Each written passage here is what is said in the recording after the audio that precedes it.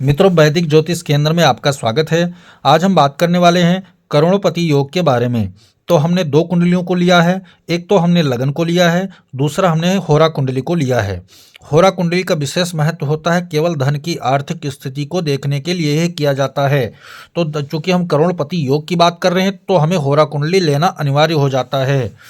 हम नौमांस कुंडली से भी इसका बलाबल निकाल सकते हैं, लेकिन प्रमुख कुंडली जो धन की कुंडली होती है वो होरा कुंडली मानी जाती है, इसलिए हमने होरा कुंडली लिया है। तो लगन से हम फटाफट देखते हैं ग्रह का योग कैसे बन रहा है।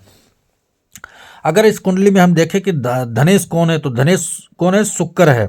हम शुक्र को ले लें, ठीक है। फिर हमें देखते हैं इनकमेश कौन है, शनि को ले लें। लेकिन शुक्र यहाँ स्वराशि का हमने बिठा दिया, और कोई जरूरी नहीं कि शनि स्वराशि का ही बैठा हो। शनि कुंडली में आपका जो है कहीं भी बैठ सकता है, आपके मन मर्जी कहीं भी बिठा सकते हैं, कुंडली में बैठ सकता है वो। जिसकी कुंडली आप निकालो, मैं केवल सूत्र बता रहा हूं, तो सूत्र के अनुसार शनि को हमने लगन में बिठा दिया, ठीक है, यहाँ बिठा दिया। फिर हमें भाग्येश को लेना है। भाग्येश कौन है, गुरु। गुरु अगर मान लिया जाए यहाँ पर चौथे भाव में बैठा हुआ है, सूत्र को समझाने का तरीका आप समझ जाएंगे तो सब कुछ समझ में आ जाएगा। भाग्येश को हमने लिया। दशमेश कौन है, शनि। शनि फिर यहाँ पर आई गया। फिर हमने लेना है पंचमेश को, कौन है, सूर्य। सूर्य कहाँ बैठा हुआ है, वो भी लगन में जाके बैठ गया, वो भी लगन में जाके बैठ गया। फिर हमने चतुर्थेश को लेना है। चतुर्थेश कौन है, चंद्रमा। यहाँ देख लीजिए चंद्रमा कहाँ बैठा हुआ है, चंद्रमा बैठ गया सप्तम भाव में जाकर के। फिर हमें लेना है किसको, अब सभी को ले लिया हमने। धनेश को ले लिया, इनकमेश को ले लिया, दशमेश को ले लिया, नौमेश को ले लिया, पंचमेश, चतुर्थेश और लग्नेश को यानी मंगल को लेना है। तो मंगल को हमने यहाँ बिठा दिया। तो हमें ये प्रमुख भाव जो होते हैं वो ले लिया। भाव हमें कौन लेना है, जब हम करोड़पति धन से संबंधित, अर्थ जगत से संबंधित कोई योग देखते हैं तो हमें क्या लेना है, पहला भाव लेना है। सूत्र समझेंगे, पहला भाव लेना है, दूसरा भाव लेना है, फिर चौथा भाव लेना है, फिर पंचम भाव लेना है, फिर नवम भाव लेना है, फिर दसम भाव लेना है, फिर 11वां भाव लेना है। यहाँ इतने भाव से इनका जो है लिंक होता है। अब हमने सबके बलाबल को निकालना है। यहाँ पर क्या हुआ, शत्रु राशि में तो शनि आ गया, शनि का बल डाउन हो रहा है, माइनस में जाएगा। सूर्य उच्च का हो रहा है, प्लस में गया, ठीक है। शुक्र स्वराशि का है, प्लस में गया। गुरु उच्च का है तो प्लस में गया। मंगल उच्च का है तो प्लस में गया। बलाबल निकाल रहे हैं केवल हम। चंद्रमा शत्रु राशि में सप्तम भाव में तो माइनस में गया। समझ में आ गया, सभी का बल हमने निकाल लिया। अब इस बल को देखने के साथ कोई साथी ग्रह योग भी बन रहा है, इसमें नहीं बन रहा है, कोई भी साथी ग्रह योग नहीं बन रहा है।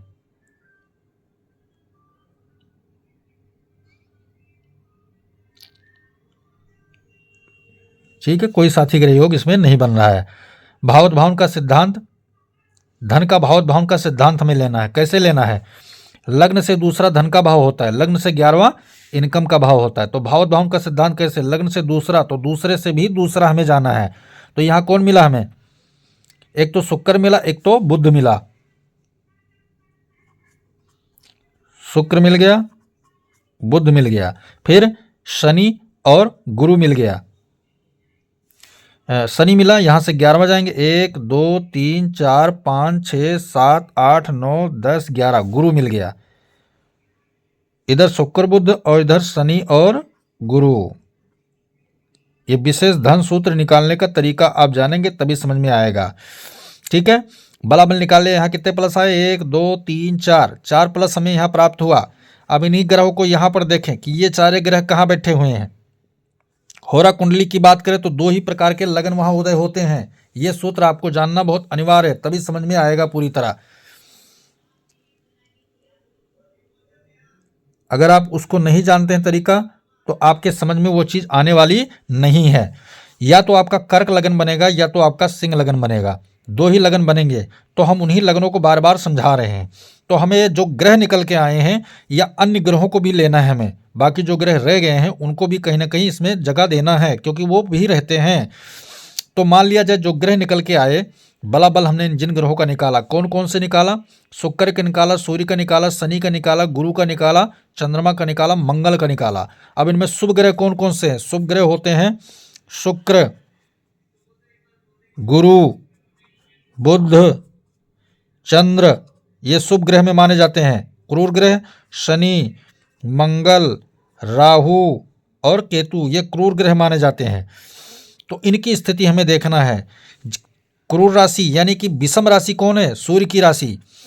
जितने भी ग्रह निकल के आए उनमें से शुभ ग्रह अगर कर्क राशि में ज़्यादा बैठते हैं, मान लिया जाए कि यहाँ गुरु बैठ गया, चंद्र बैठ गया, शुक्र बैठ गया, ठीक है, और बुध बैठ गया, ध्यान से सुनना, और यहाँ आपके बैठ गया राहु बैठ गया, शनि बैठ गया और मंगल बैठ गया और केतु बैठ गया, ठीक है। तो अब इतने ग्रह तो हमने शुभ और अशुभ के तरीके से समझा दिया, ठीक है। लेकिन कोई जरूरी नहीं कि ऐसे ही ग्रह विराजमान हो। हमें ये सूत्र लेना है। सम राशि विषम राशि का तरीका हमने जो ये सूत्र लिख रखा है इसको समझाया अभी आपको। शुभ ग्रह क्रूर ग्रह है, ठीक है, उनको हमें देखना है। तो शुभ ग्रह क्रूर योग ग्रह कैसे देखेंगे? अगर ज़्यादा से ज़्यादा शुभ राशि यानी सम राशि में शुभ ग्रह बैठ जाते हैं, मान लिया था 2 ग्रह, 3 ग्रह, 4 ग्रह बैठ गए, तो उतना अच्छा धन का योग वो बना के खड़ा करेंगे। क्रूर ग्रह में, क्रूर राशि में क्रूर ग्रह, तो जो लगन होगा उसका बल ज़्यादा होगा। मान लिया जाए लगन कर्क हो गया, माने कि यहां पर होरा कुंडली में जो लगन उदय हुआ वो कर्क हुआ, और कर्क लगन में जो है दो शुभ ग्रह हैं और एक क्रूर ग्रह है, या केवल शुभ ग्रह ही बैठे हैं, तो उसका परसेंटेज क्या हुआ? शुभ ग्रह का 100% निकल के आएगा, बढ़ जाएगा, क्रूर ग्रह का डाउन हो जाएगा परसेंटेज में, ठीक है ना। इसी प्रकार का अगर विषम लगन उदय हुआ है तो क्रूर ग्रह की उपस्थिति यहां ज्यादा होनी चाहिए, क्रूर ग्रह की उपस्थिति ज्यादा होनी चाहिए, तब क्या होगा? ये विषम लगन वाला 100% तुम्हें देगा। ये तो हो गया सूत्र शुभ ग्रह क्रूर ग्रह की। अब हम उन्हीं सूत्रों में ऐड करेंगे जो यहां से हमें बल प्राप्त हुआ। कौन सा बल प्राप्त हुआ? ठीक है, ये जो बल प्राप्त हुआ ये गुरु उच्च का है, तो क्या कर्क राशि में गुरु है? अगर है तो यहां क्या हुआ? प्लस में मिल गया। चंद्रमा यहां शत्रु राशि में है तो माइनस दिया था इसको, चंद्रमा यहां अगर कर्क में है तो यहां प्लस में आ जाएगा, ठीक है। मंगल उच्च का है यहां, ठीक है, मंगल उच्च का है यहां, तो क्या मंगल सिंह राशि में जा रहा है? क्योंकि क्रूर ग्रह है, ध्यान से सुनना, यहां पर ये क्रूर ग्रह सिंह राशि में जा रहा है, अगर जा रहा है तो यहां प्लस में आएगा, ठीक है। शनि यहां खराब है, और यहां शनि अगर यहां सूर्य की राशि में आ रहा है, यहां तो मंगल की राशि में खराब है, क्योंकि यहां का नियम अलग है जो मैंने बताया आपको, ठीक है। राशि के अनुसार नीच हो गया शनि, और यहां तो नीच भंग राजयोग भी एक प्लस और यहां पर मिल जाएगा इनको, नीच भंग राजयोग।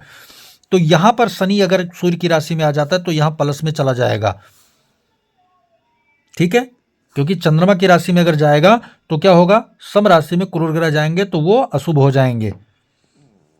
सूर्य है, सूर्य अपनी राशि में आ गया तो प्लस में जाएगा, ठीक है। शुक्र है, अगर कर्क राशि में जाएगा तो प्लस में हो जाएगा। यानी कुल मिला के ये देखना है कि जो हमें ग्रह प्राप्त हुए इन सूत्रों को राशि बल, क्षेत्र बल, मित्र शत्रु बल, अंश बल, स्वक्षेत्री बल, नवांश बल, होरा, ठीक है, इतने ग्रहों को जो हम निकाल लेंगे, उन ग्रहों को ले जाकर यहां हम देखेंगे कि किसके राशि में, जो कर्क राशि में या सिंह राशि में जो लगन उदय हुआ। अब इस कुंडली में जो लगन उदय हुआ है ये लगन है, इस भाव में जो ग्रह बैठेगा, जो राशि बैठेगी वही लगन होगा, ठीक है। कोई जरूर नहीं कि यहां हो, ऐसे ऐसे भी हो सकते हैं। तो भाव यही माने यही लगन होता है, जैसे यहां लगन ये माना गया वैसे लगन ये माना गया। तो कर्क राशि में और सिंह राशि में यानी कि लगन में और दूसरे भाव में कौन कितने ग्रह कहाँ बैठे हुए हैं। चलो मैं मान लेता हूं कि ये लगन है और ये वो है। तो यहां मान लिया जाए चंद्रमा, गुरु, शनि, मंगल, इतने ग्रह बैठे हैं, ठीक है ना। तो यहां पर क्या हुआ? लगन में क्या हुआ? 2 शुभ ग्रह 2 क्रूर ग्रह हो गए, तो 50-50% यहां पर योग बना जाके, किसका? धन योग का। लेकिन अब यहां खेल चालू होता है, कोई राजयोग बन रहा है क्या? फिर कारक का, ठीक है, फिर कारक का। तो राजयोग क्या बना था? नीच भंग राजयोग। तो नीच भंग राजयोग वाले ग्रह कहीं अपने अलग तो नहीं हुए, स्टेबल हो गए वहां जाके। तो कौन ग्रह? सूर्य और शनि, दोनों क्रूर ग्रह अगर सिंह राशि में आ जाते हैं तो यह राजयोग यहां भी 100% कायम रहेगा। तो 50 में क्या है? 30% और जुड़ गया। सारे ग्रह मिलकर 50 निकला था, फिर राजयोग ने 30% दे दिया। आपके एक कारक को, अंश बल को ले लेना हमें। तो कारक मेष लग्न कुंडली में कारक कौन होता है? चंद्रमा और सूर्य। चंद्रमा क्या स्वराशि का है? सूर्य स्वराशि का है। अगर है तो यहां पर क्या होगा? 10% और जुड़ जाएगा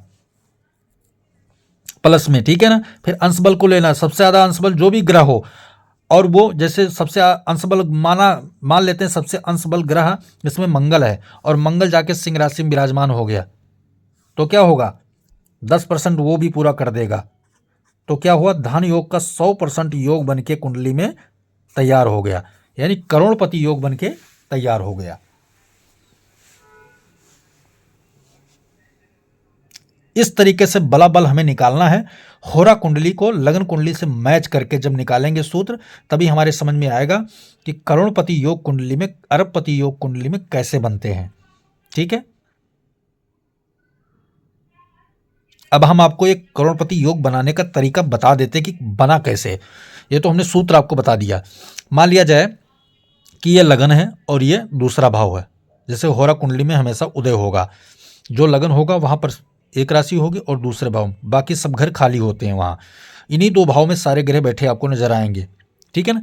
तो मान लिया जाए यहां पर जो है, जब करोड़पति योग किसी व्यक्ति के कुंडली में बनता है, तो ये मान लीजिए कि जितने क्रूर ग्रह होंगे ज़्यादा यहाँ पर आपको नजर आएंगे। जैसे शनि भी, सूर्य भी, मंगल भी, यहाँ 3 ग्रह यहाँ नजर आए हैं, और बाकी ग्रह यहाँ नजर आएंगे। आपको जो भी ग्रह बचते हैं वो यहाँ नजर आएंगे। तो ज़्यादा ग्रह क्रूर यहाँ नजर आए, और शुभ ग्रह भी रहेंगे कुछ, जैसे चंद्रमा आ गया यहाँ पर, ठीक है, बुध आ गया यहाँ पर। तो ये करोड़पति योग बनने का जो योग है वो ये है। समझ में आ गया। धन का स्वामी गुरु का भी बड़ा महत्व होता है, तो गुरु को भी हमने देखना है। तो गुरु हमेशा जब कर्क राशि में रहेगा तो उच्च का रहेगा, यानी करोड़पति योग वाले में रहेगा। और गुरु अगर लगन कोई भी उदय हो, सिंह लगन उदय हो या कर्क लगन, लेकिन गुरु का जो धन का कारक है उसको हमें देखना है कि हमेशा कर्क राशि में होना चाहिए अगर धन योग बन रहा है तो होरा कुंडली में। तो आपके समझ में पूरी तरह आ गया होगा। इस प्रकार से सूत्र को अप्लाई करेंगे, देखेंगे, बार बार समझेंगे, तभी समझ में आएगा कि हमारे कुंडली में जो है करोड़पति योग बन भी रहा है, नहीं बन रहा है। ठीक है, जय सिया राम।